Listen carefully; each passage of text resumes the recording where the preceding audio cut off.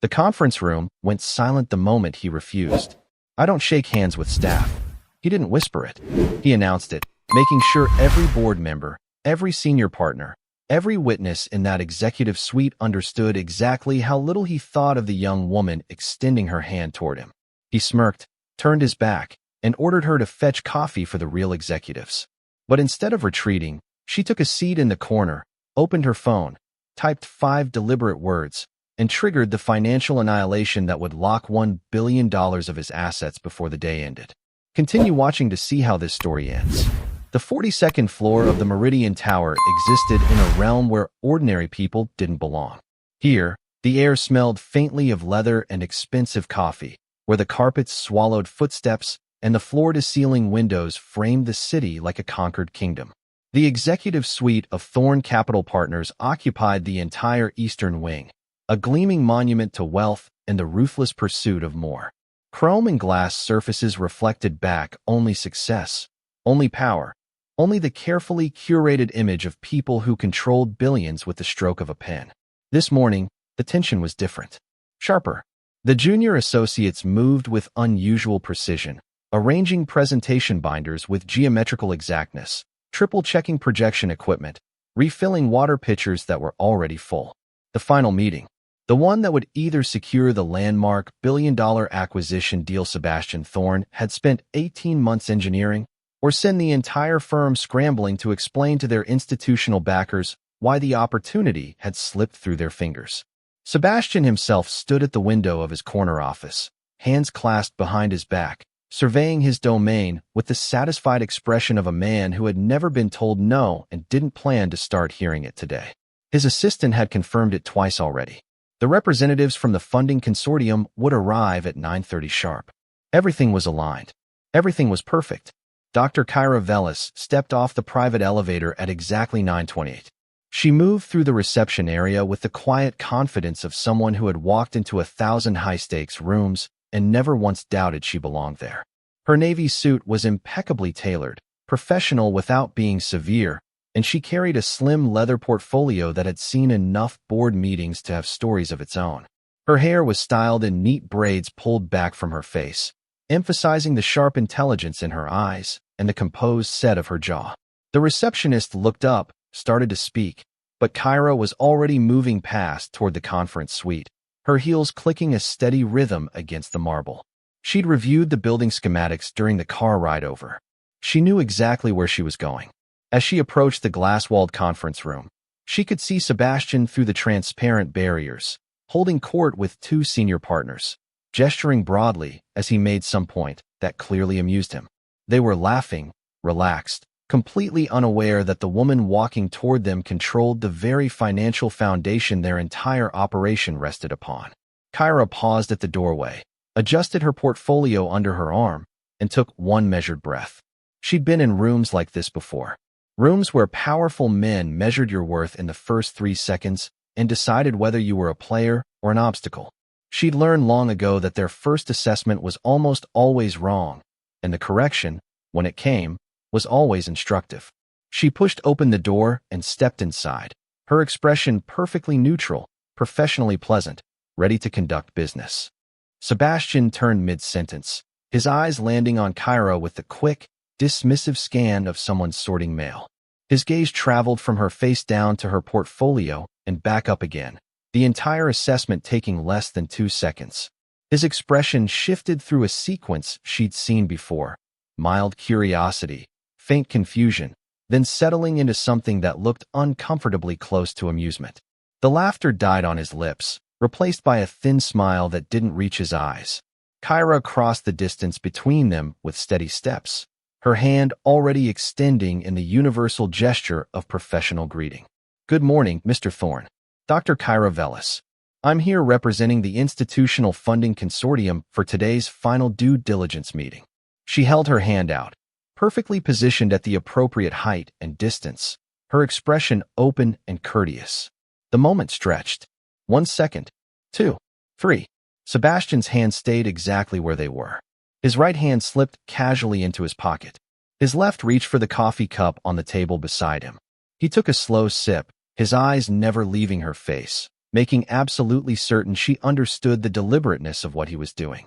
"Gentlemen," he said, still looking at Kyra but addressing the two partners flanking him. "Did someone update the meeting roster without telling me?" His tone carried just enough false confusion to make it clear he knew exactly what he was doing. "I wasn't expecting any junior staff to sit in on executive sessions." Kyra slowly lowered her hand, her composure intact. "Mr. Thorne, as I mentioned, I'm the primary representative from—" Right, Sebastian interrupted, waving his coffee cup vaguely in her direction. "I'm sure you have a title. Everyone gets a title these days. Very progressive." He turned to the older of the two partners, a silver-haired man named Richard, and stage whispered loud enough for the entire room to hear, "Diversity initiatives. Can't say no, even when they send us interns to billion-dollar negotiations." Richard shifted uncomfortably, his eyes darting between Sebastian and Kyra. The other partner, a younger man named Marcus, suddenly found something fascinating about his phone screen.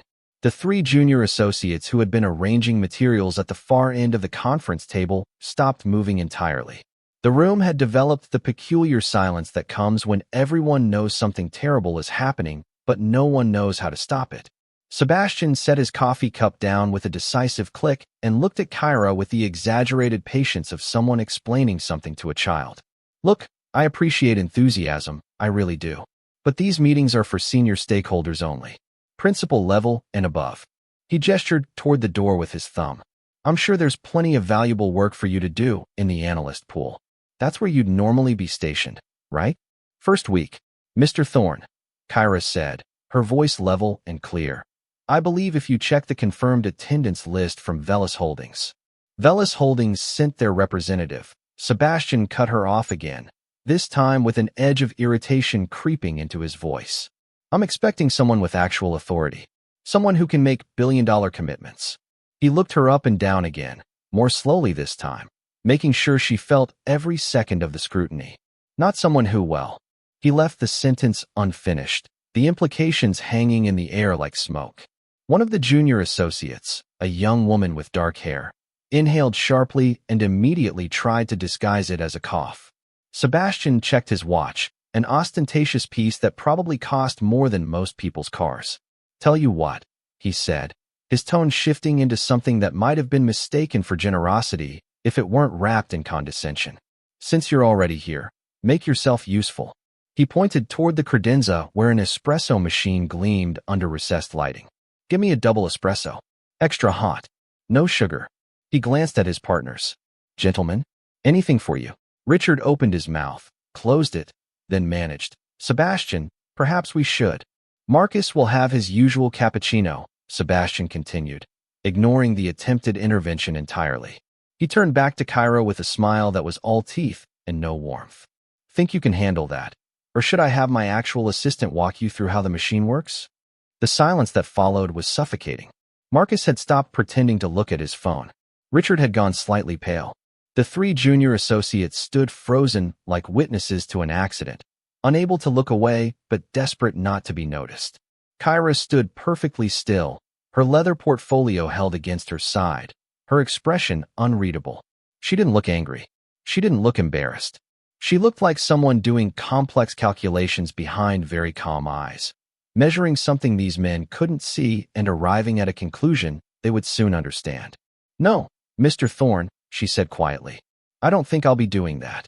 Sebastian's eyebrows rose in mock surprise, his expression shifting into something that looked almost delighted, as if a particularly boring day had just become entertaining. "Excuse me." Kyra adjusted her portfolio slightly, a small, measured movement that somehow commanded more presence than Sebastian's theatrical gestures. "Mr. Thorne, I understand there may be some confusion, so let me clarify. I am Dr. Kyra Velis, the principal representative and discretionary executor for Velis Holdings' institutional investment portfolio. I am here to conduct the final due diligence review for your firm's proposed acquisition funding. I am not here to perform clerical duties." She delivered the statement without raising her voice, without emphasis, without any of the emotional charge that Sebastian seemed to be baiting for. Just facts, laid out with the precision of someone reading from a legal document. For a moment, something flickered across Sebastian's face. Not recognition, not exactly, but perhaps the first shadow of doubt. It passed quickly, replaced by a laugh that started low in his chest and built into something that filled the conference room. He turned to his partners, gesturing at Kyra as if she were Exhibit A in some cosmic joke. "Did you hear that, gentlemen? Principal representative." He repeated the words with exaggerated care, like he was tasting something absurd. "Richard, Marcus, did either of you receive notification that Velis was sending their CEO's assistant to play dress-up in our board meeting?" Richard looked like he wanted to crawl under the conference table. "Sebastian, I really think we should verify." "What we should verify," Sebastian interrupted, his humor curdling into irritation, "is why someone thought it was appropriate to waste our time with this." He turned back to Kyra, his smile gone now, replaced with undisguised annoyance. "You know what you are? Presumptuous. That's the word. Walking in here with your rehearsed little speech, thinking you can bluff your way into decisions that are frankly several pay grades above whatever entry-level position you actually hold." He pointed toward the door, the gesture sharp and final. "Here's what's going to happen. You're going to wait outside in reception like a professional, and when the actual executives from Velis Holdings arrive, people with gray hair and track records and the authority to move nine-figure sums, then we'll begin our meeting. Until then, you're just creating an awkward situation for everyone in this room." One of the junior associates, the young woman who had gasped earlier, was now staring at her tablet screen with such intensity it seemed like she might drill holes through it. Marcus had found something fascinating about the cityscape beyond the windows. Richard opened his mouth twice and closed it both times, apparently unable to formulate whatever protest was dying on his tongue. Kyra stood completely still for a long moment, her dark eyes resting on Sebastian with an expression that could have been disappointment or calculation or perhaps both. Then, without a word, she walked past him toward the back corner of the conference room, where a smaller table sat beneath an abstract painting that probably cost more than most people's annual salaries. She set her leather portfolio down with careful precision, pulled out one of the ergonomic chairs, and sat. The movement was unhurried, deliberate, as if she had all the time in the world and absolutely nowhere else she needed to be. Sebastian watched her, his expression caught between vindication and confusion. "What are you doing?" Kyra opened her portfolio and withdrew her phone, placing it face up on the table beside her. Then she pulled out a simple black notebook and a pen, arranging them with the same methodical care. She looked up at Sebastian, her face perfectly composed. "I'm waiting for the meeting to begin, Mr. Thorne." "As scheduled." Sebastian barked out another laugh, but this one sounded less certain. "The meeting begins when I say it begins, and it begins with people who actually belong here." "Understood," Kyra said simply, and opened her notebook to a blank page. The silence that followed was different from before. Not the suffocating quiet of witnesses to humiliation, but something stranger and more unsettling. It was the silence of a mechanism engaging, of pieces moving into position, of something inevitable beginning to unfold in slow motion. Sebastian stared at her for another moment, then shook his head and turned back to his partners. "Unbelievable," he muttered. "Richard, call building security.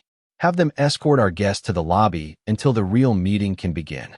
Richard pulled out his phone with trembling fingers, looking like a man being asked to load his own execution weapon. In the back corner, Kyra Velis sat perfectly still, her hand resting lightly on her phone, her eyes on the notebook in front of her. Waiting, watching, calculating the precise moment when everything would change. Richard never made the call to security. His phone remained in his hand, screen dark, as Sebastian waved him off with an impatient gesture. "Forget it. Let her sit there. Maybe she'll learn something about how real business gets done."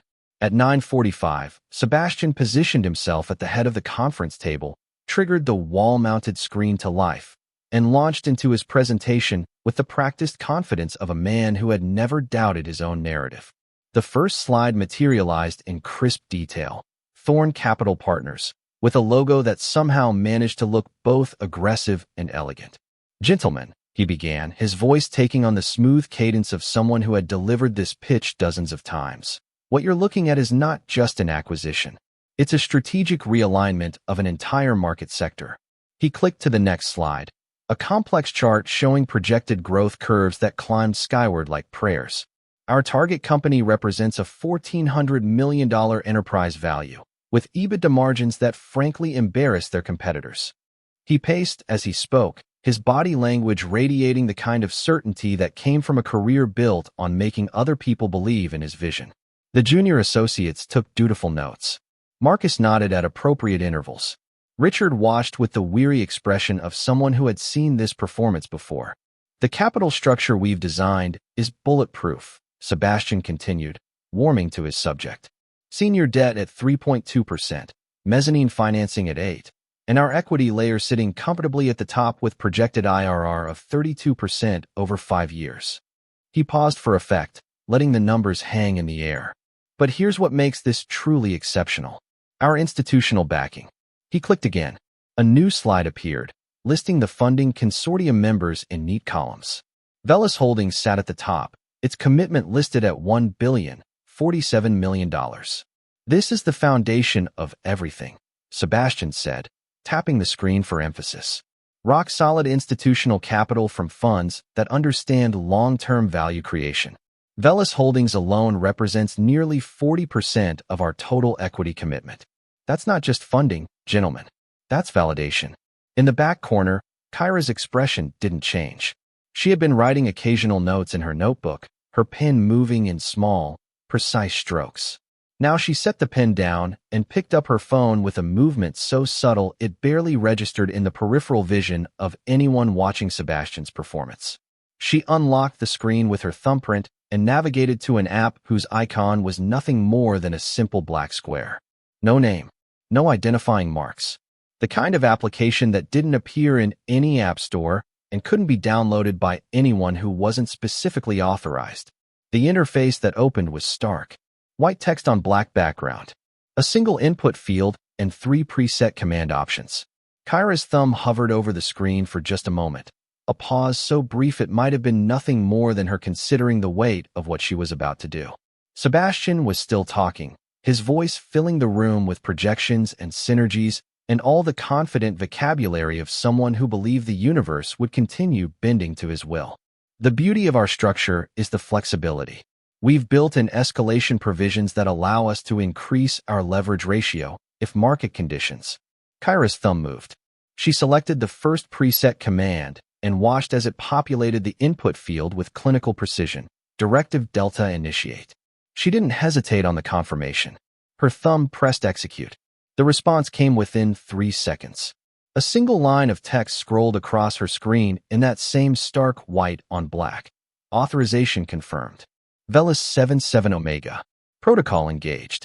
Estimated completion, 4 hours, 17 minutes. Stand by for sequential lock implementation. Kyra read the message once, then locked her phone and placed it face down on the table. She picked up her pen and returned to her notebook as if nothing had happened. Her expression remained perfectly neutral, professionally detached, the face of someone taking notes during a routine presentation. At the front of the room, Sebastian had moved to a slide showing organizational charts and reporting structures. Leadership continuity is critical in these transitions, he was saying. We've identified the key personnel we'll retain and the redundancies we'll eliminate in the first 90 days. He had no idea that in a data center 300 miles away, automated systems were already beginning their work. Protocols were engaging. Verification sequences were running. Digital locks were sliding into place across accounts that Sebastian Thorne had spent 20 years building, believing they were his to control. Kyra glanced at her phone once more. The screen remained dark. But beneath that darkness, invisible to everyone in the room except her, the countdown had begun. 4 hours and 16 minutes until Sebastian Thorne's world ended. Sebastian was midway through explaining the post-acquisition integration timeline when the conference room door opened with enough force to make everyone turn. A young man in his mid-20s, one of the firm's technology analysts, stood in the doorway with his tablet clutched against his chest like a shield. His face had gone the particular shade of pale that comes from seeing something on a screen that shouldn't be possible. "Mr. Thorne," he said, his voice pitched higher than normal. "I'm sorry to interrupt, but we have a situation with the trading platform." Sebastian's jaw tightened with the irritation of a performer whose rhythm had been broken. "Daniel, I'm in the middle of a presentation. Unless the building is on fire, it can wait." Sir, it's the capital management system. Daniel took a hesitant step into the room, glancing at the others as if hoping someone would tell him he was overreacting. The core platform is displaying alerts across all institutional accounts. System-wide capital freeze notifications. I've never seen anything like this. Sebastian exhaled through his nose, a sound of profound annoyance. It's obviously a glitch. Have IT reboot the system and clear the cache. This is exactly why we pay them 6 figures. We tried that, sir. 3 times. The alerts are coming from the external side, not our internal systems. It's showing as an upstream directive from the primary fund administrator. Something flickered across Marcus's face. He pulled out his phone and started typing with sudden urgency. Richard had gone very still, his eyes moving between Sebastian and the back corner of the room where Kyra sat, her attention apparently focused on her notebook. Sebastian made a dismissive gesture. Then it's a communication error on their end. Log a support ticket and tell them to fix it. We'll deal with it after the meeting. He turned back to the screen, reaching for the remote. Now, as I was saying about the integration timeline, his phone rang. Not the polite buzz of a message or the subtle vibration of a routine call, but the sharp, insistent ring he had programmed specifically for his private line. The number only a handful of people possessed. The line reserved for emergencies and the kind of calls that couldn't wait. Sebastian pulled the phone from his pocket, glanced at the screen, and his expression shifted. The caller ID showed the name of his personal wealth management account manager at Whitmore Institutional Services, a man who had managed Sebastian's portfolio for 12 years and had never once called outside of their scheduled quarterly reviews. I need to take this, Sebastian said, his voice tight. He stepped away from the table, pressing the phone to his ear. Gerald, this had better be important. The voice on the other end was loud enough that people at the table could hear the edge of panic in it, even if they couldn't make out the words. Sebastian's free hand came up to his temple, his fingers pressing against his skin as if trying to hold something in. Slow down, Sebastian said. What do you mean, zero access lock? The color began draining from his face in visible stages, starting at his forehead and working downward. His eyes widened, then narrowed, then widened again as he tried to process whatever he was hearing. That's impossible, he said. Gerald, that's literally impossible. Those are institutional accounts with triple authorization requirements. No one can just... He stopped, listening. What do you mean it came from the primary administrator? Velis Holdings doesn't have unilateral authority to. He stopped again. This silence was longer, heavier. When he spoke again, his voice had dropped to something barely above a whisper. All of it. Gerald, I'm talking about $1 billion. You're telling me that every single account, every position, He turned away from the table, his shoulders hunching forward. How is this legal? There are contracts, there are agreements, there are. The voice on the other end rose in volume. Sebastian pulled the phone away from his ear slightly, his face contorting. I don't care what the fine print says, he hissed into the phone. You find whoever initiated this, and you tell them that Sebastian Thorne does not get locked out of his own capital. Do you understand me? I don't care if you have to call the CEO directly. This gets reversed in the next 10 minutes, or I will personally. The call ended. Not because Sebastian hung up, but because the person on the other end disconnected. Sebastian stared at his phone screen for a long moment, his thumb hovering over the redial button. At the conference table, no one moved. The junior associates had stopped taking notes. Marcus was staring at his own phone screen with an expression of dawning horror. Richard's hand was over his mouth. Sebastian turned slowly back to face the room, his phone still gripped in his white-knuckled hand. His eyes swept across the faces watching him, landing finally on Kyra Velis in the back corner. She looked up from her notebook and met his gaze with perfect, devastating calm. The silence stretched between them like a physical thing, elastic and fragile, ready to snap at any moment. Sebastian's mind was working. She could see it in his eyes, the rapid calculation of a man who had built his career on pattern recognition and risk assessment. The interrupted meeting. The system alerts. The capital freeze. The woman in the corner who had walked in claiming to represent Velis Holdings and who he had dismissed as an intern. The pieces were connecting, and the picture they formed was destroying him in real time. No, Sebastian said, the word coming out quiet and uncertain. He shook his head, a small, almost involuntary movement. No, that's not possible. Kyra set down her pen with deliberate care, the small click of plastic against wood somehow audible in the absolute stillness of the room. She closed her notebook, aligned it parallel to the edge of the table, and then looked at Sebastian with an expression that held neither anger nor satisfaction, just a kind of professional finality. "Mr. Thorne, would you like me to clarify something for you?" Sebastian's phone buzzed in his hand. He glanced at it reflexively. Another notification, this one from his firm's CFO. "Emergency. All capital accounts showing restricted access. Need you immediately." He didn't respond. His eyes moved back to Kyra, and when he spoke, his voice had lost all its earlier confidence. "Who are you?" The question came out raw, stripped of pretense. "Who are you really?" Kyra stood, gathering her phone and notebook into her portfolio with unhurried precision. She walked from the back corner toward the conference table, her heels marking each step with quiet authority. The junior associates shifted back almost unconsciously, creating space for her to pass. She stopped at the opposite end of the table from Sebastian, her hands resting lightly on the back of a chair. "My name is Dr. Kyra Velis," she said, her voice carrying clearly through the room without any need for emphasis. "I hold a doctorate in quantitative finance from MIT and an MBA from Wharton. I am the Chief Investment Officer and Principal Executor of Discretionary Capital for Velis Holdings, a position I have held for the past 7 years." Sebastian's lips were moving slightly, forming words that weren't quite making it to sound. "In that capacity," Kyra continued, "I maintain direct authorization over approximately $47 billion in institutional capital across multiple portfolio structures. Of that total, your firm, Thorne Capital Partners, represents an allocation of exactly $1,047,300,000 in committed funding." She paused, letting the number settle in the room like fallout. "Represented, I should say? Past tense." She reached into her portfolio and withdrew a single sheet of paper, placing it on the table with the gentleness of someone handling something precious and irreversibly broken. "What you're experiencing, Mr. Thorne, is the execution of Directive Delta, a protocol built into every major institutional funding agreement that Velis Holdings maintains. It allows for immediate capital withdrawal in cases of material breach of professional conduct standards."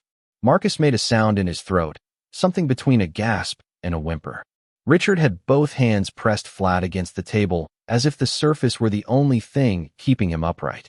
"The directive was activated at 9:53 this morning," Kyra said, glancing at her phone to confirm the time. "Approximately 7 minutes ago.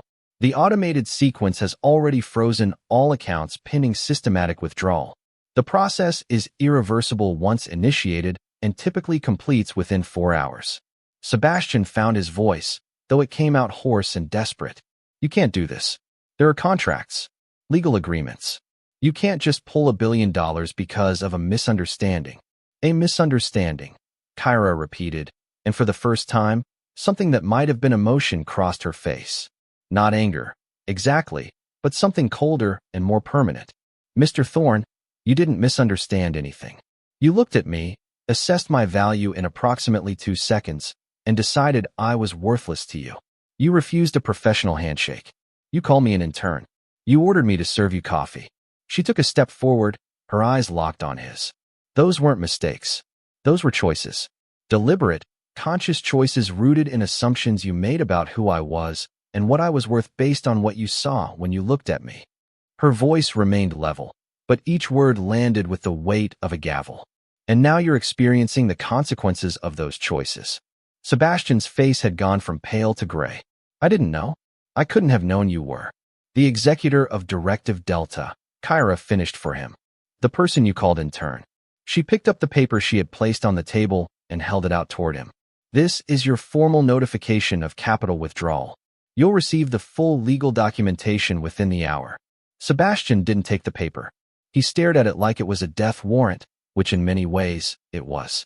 $1 billion, he whispered. "You're destroying my firm over a handshake." Kyra's expression didn't change. "No, Mr. Thorne.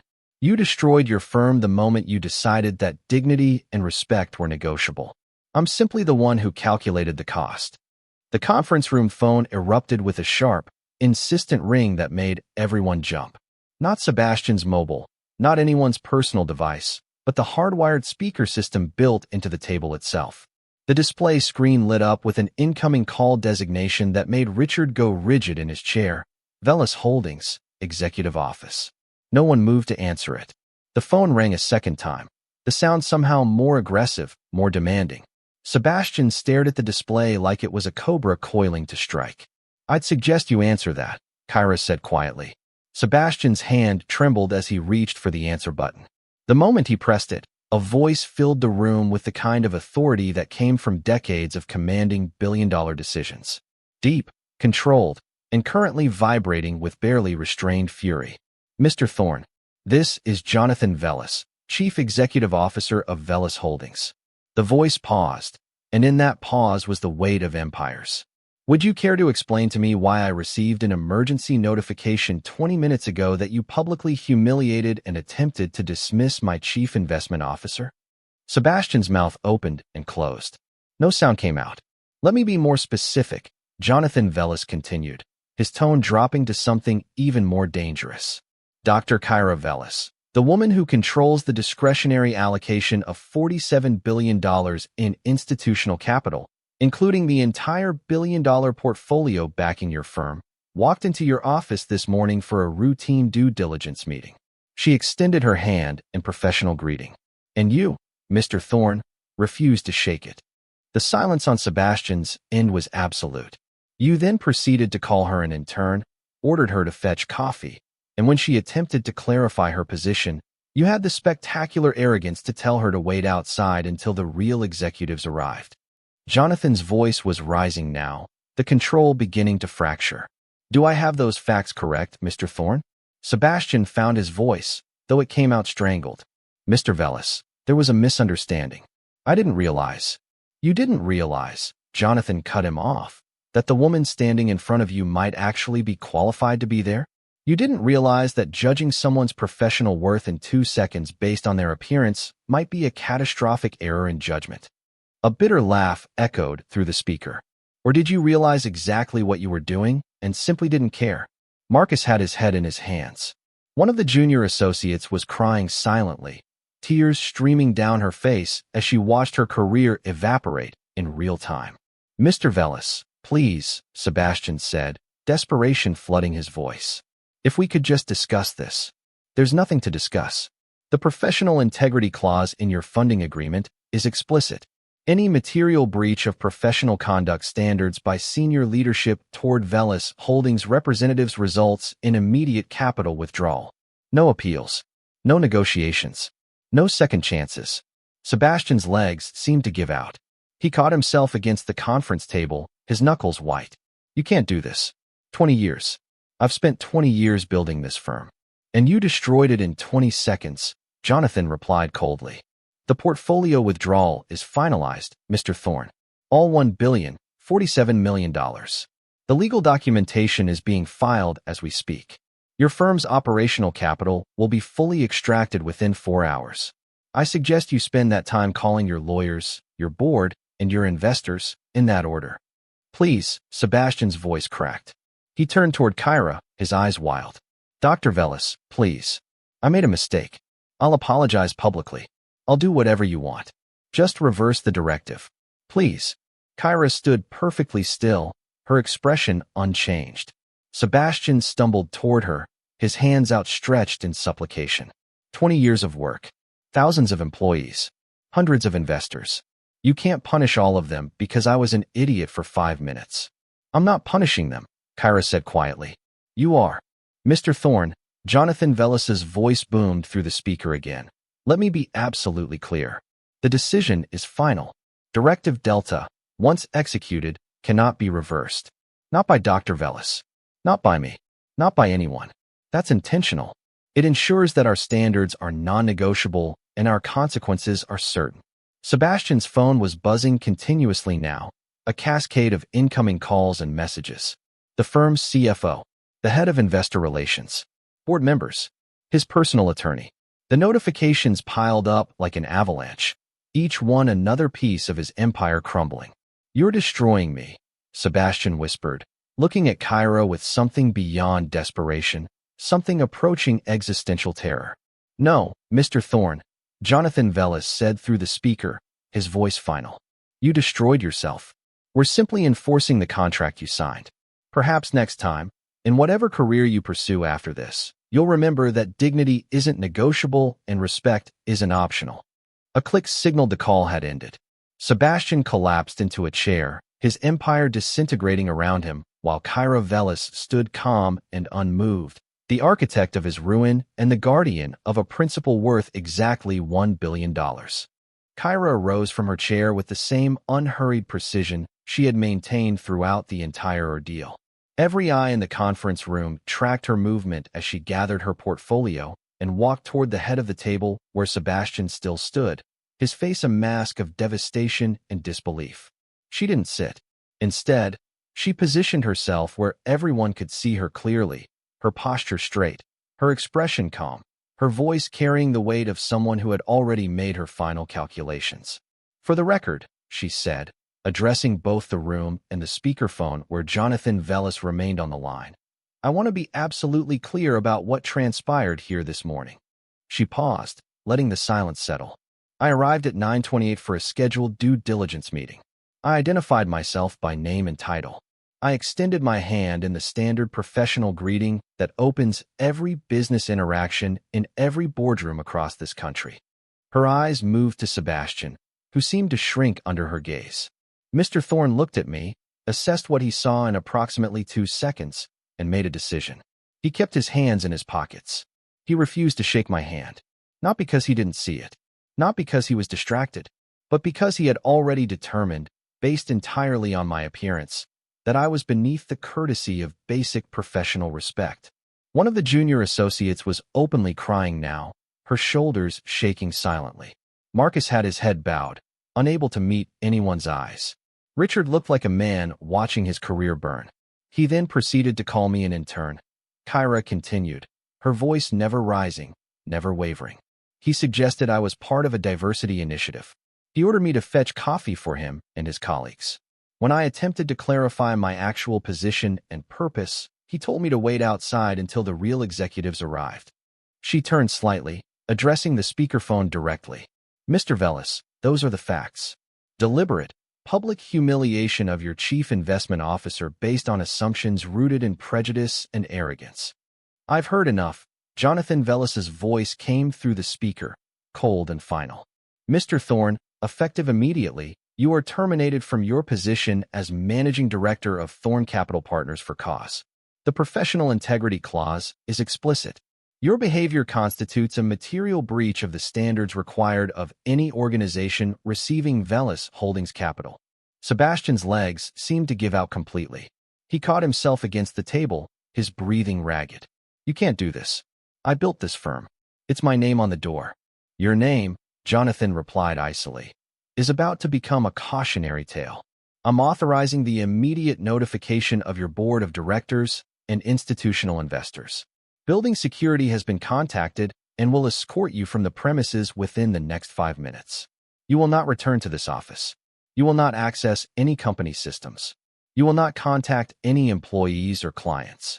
Mr. Velis, please, Sebastian's voice cracked completely. 20 years. I've given 20 years to building this firm. And you destroyed it in 20 seconds, Jonathan said, echoing his earlier words. The calculation is really quite simple, Mr. Thorne. You valued your ego more than you valued basic human decency. Now you'll live with the cost. The conference room door opened. 2 security officers in dark suits stood in the doorway, their faces professionally neutral, but their presence unmistakable. Sebastian looked at them, then back at Kyra, his eyes wild with desperation. Dr. Velis, he whispered, moving toward her with his hands outstretched in supplication. I'm sorry. I didn't know. I didn't know you had that kind of power. Kyra regarded him with an expression that might have been pity or might have been something colder. That's the problem, Mr. Thorne. You didn't apologize because you were wrong. You apologized because you got caught.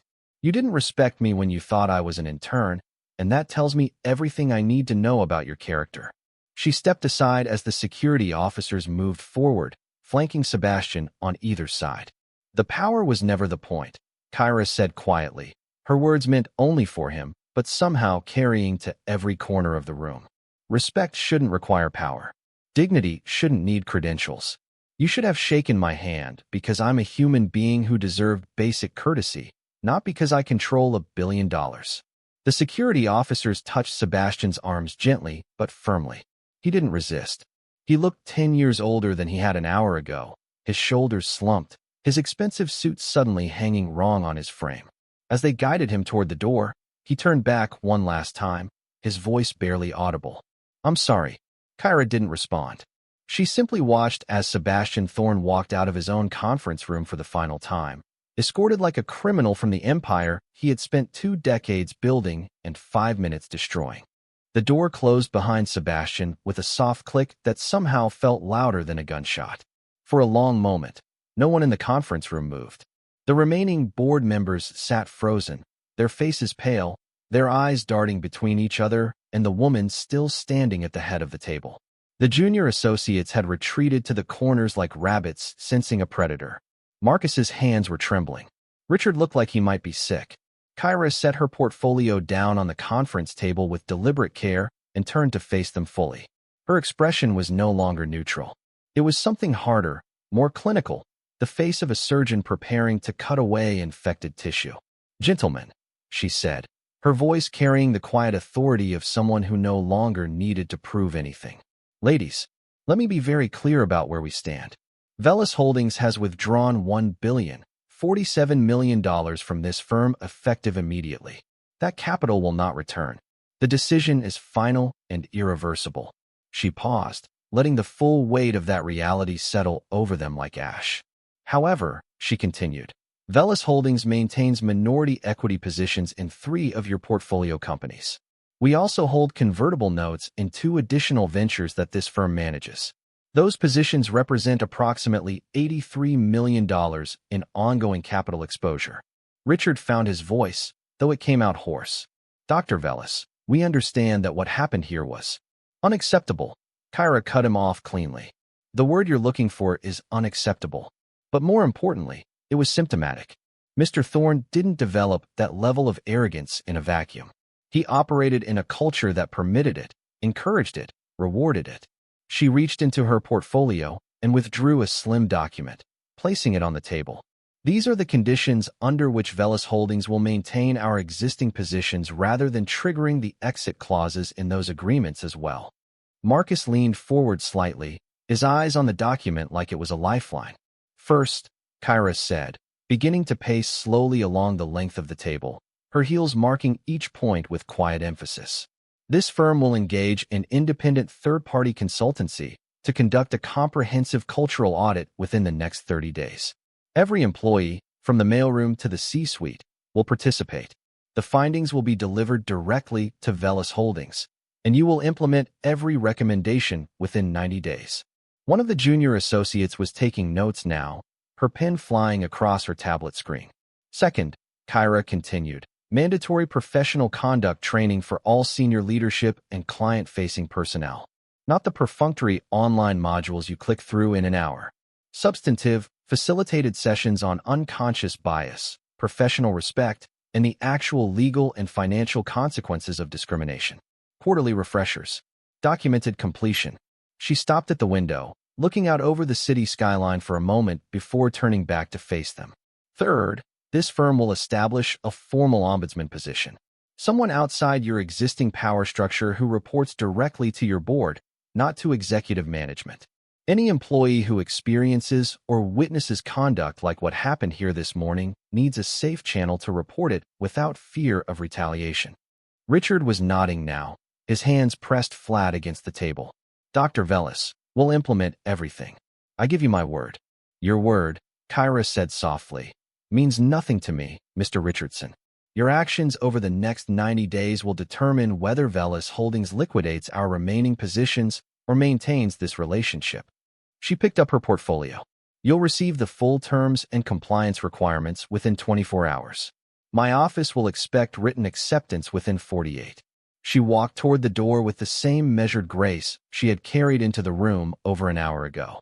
The junior associate stepped aside, creating a clear path. Marcus and Richard remained seated, looking like survivors of a natural disaster, trying to process the wreckage around them. Kyra's hand was on the door handle when she paused and turned back one final time. Her eyes swept across the room, taking in every face, every expression of shock and fear and dawning comprehension. "Let me leave you with something to remember," she said, her voice quiet, but somehow filling every corner of the space.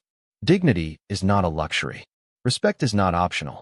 And professional courtesy is not something you extend only to people who look like they belong in your world." She let that hang in the air for a moment. "Today, your former managing director's arrogance and contempt cost this firm $1 billion. That's the price of disrespect, calculated and collected in full. I suggest you make certain everyone in this organization understands that equation." She opened the door and stepped through, her silhouette framed briefly in the doorway. "The next time someone extends their hand to you," she said without looking back, "shake it." The door closed behind her with absolute finality, leaving the shattered remains of Thorn Capital Partners in stunned, devastating silence. The conference room remained frozen in that terrible silence long after Dr. Kyra Velis disappeared down the corridor. Marcus would resign within the week. Richard would stay, spending 3 months desperately implementing every requirement Kyra had demanded. But none of them would ever forget the lesson delivered that morning. Sebastian Thorne's name became a cautionary tale, whispered in business schools and boardrooms as a reminder that power built on contempt is just an illusion waiting to collapse. His 20-year empire dismantled in 20 seconds because he forgot the most fundamental rule: dignity costs nothing to give, but everything to withhold. Dr. Kyra Velis walked into a dozen other meetings that week, her hand extended in professional greeting, her authority absolute. She never spoke publicly about what happened. She didn't need to. The empty executive suite at Thorn Capital Partners spoke for her with perfect, devastating clarity. Respect, as it turned out, was worth exactly $1,047 million. And the bill had been paid in full. If this story of justice and accountability resonated with you, subscribe to Truth Strikes. We expose the moments when arrogance meets consequence and the overlooked become unstoppable. Hit subscribe and join a community that believes dignity is non-negotiable. This is where every story lands like justice. Subscribe now to join the family.